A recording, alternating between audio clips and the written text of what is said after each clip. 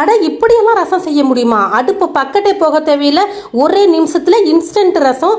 இந்த ரசப்பொடியை மட்டும் ரெடி பண்ணி வச்சுக்கோங்க. சுடு தண்ணியை ஊற்றுனீங்கன்னா உங்களுக்கு ரசம் ஒரே நிமிஷத்தில் ரெடி ஆயிருங்க.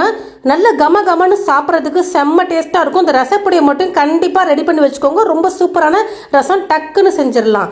இப்போ அதை செய்யறதுக்கு ஒரு பேனில் 100 கிராம் 1 கப் அளவுக்கு துவரம் பருப்பு எடுத்து சேர்த்துட்டு அடுப்பை மீடியமாக வச்சு லைட்டாக செவந்து வர அளவுக்கு வறுத்து கொடுத்துக்கிறேன். பருப்பு லைட்டாக செவந்து வரணும், ரொம்ப செவந்து வர வேண்டிய அவசியம் இல்லை. பாருங்கள், இந்த அளவுக்கு லைட்டாக செவந்து வந்தோடனே இதை ஒரு தட்டில் எடுத்து நம்ம சேர்த்துக்கலாம். நல்லா வறுபட்டுருச்சு. இப்போ இதை எடுத்து ஒரு தட்டில் சேர்த்துட்டு இப்போ அதே பாத்திரத்தில் 1.5 கப் அளவுக்கு வரமல்லி எடுத்துக்கிறேன். நீங்கள் எதில் எடுக்கிறீங்களோ பருப்பு அதே பாத்திரத்தில் தான் நீங்கள் எல்லா அளவும் எடுத்துக்கணும். ஒரு சின்னதாக கிண்ணம் இது போல் மெஷர்மெண்ட் கப்பு எது இருந்தாலும் நீங்கள் அளந்து எடுத்துக்கோங்க. இப்போ 1.5 கப் அளவுக்கு வரமல்லி சேர்த்துட்டு நல்லா அந்த மல்லி லைட்டாக மனம் வரணும். அடுப்பை மீடியமாக வச்சு இந்த மல்லி தொட்டு பார்த்தா நல்லா சூடாக இருக்கணும். அந்த அளவுக்கு வறுத்து கொடுத்துக்கோங்க. இப்போ நல்லா சூடாகிடுச்சு. இப்போ இதை எடுத்து நான் பருப்பு வறுத்ததுலேயே சேர்த்துக்கிறேன். சேர்த்துட்டு இப்போ அதே பேன் வச்சுட்டு அதே கப்பில் 1/2 கப் அளவுக்கு சீரகம் சேர்த்துக்கிறேன். 1/4 கப் அளவுக்கு மிளகு சேர்த்துக்கிறேன். சேர்த்துட்டு இது கூட ஒரு சின்ன ஸ்பூனில் 1 ஸ்பூன் அளவுக்கு வெந்தயம் சேர்த்துக்கிறேன். சேர்த்துட்டு இதை லைட்டாக இதையும் நல்லா வறுத்துக்கிறேன். இந்த சீரகம் நல்லா மனம் லைட்டாக பொரிஞ்சு வரணும், அந்த அளவுக்கு வறுத்துக்கணும்.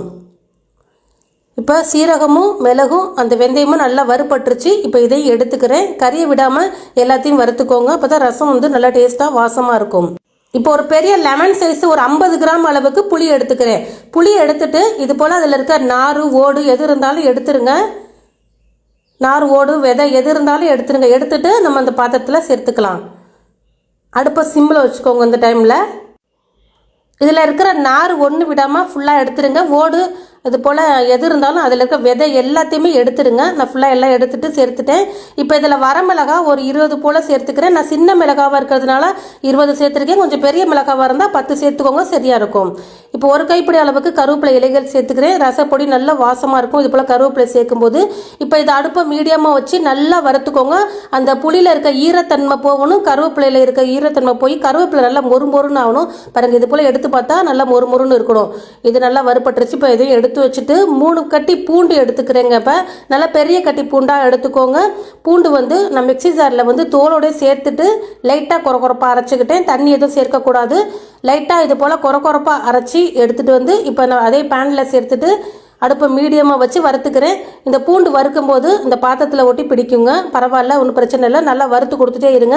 இந்த பூண்டில் இருக்க ஈரத்தன்மை கம்ப்ளீட்டாக போகணும். போனால் தான் நம்மளுக்கு ரசப்பொடி அதிக நாள் கெட்டு போகாமல் நல்லா இருக்கும். இப்போ பாருங்கள், நல்லா ஒட்டி பிடிக்குது பாத்திரத்தை. பரவாயில்ல, இருக்கட்டும். இப்போ